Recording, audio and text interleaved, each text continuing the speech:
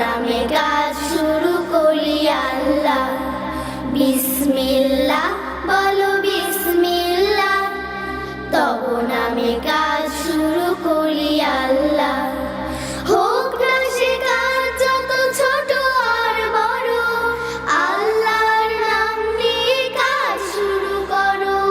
হোক না সে কাজ যত ছোট আর বড়, আল্লাহর নাম নিয়ে কাজ শুরু করো। কাজে কামে বরকত দেবেন আল্লাহ, তব নামে কাজ শুরু করি আল্লাহ।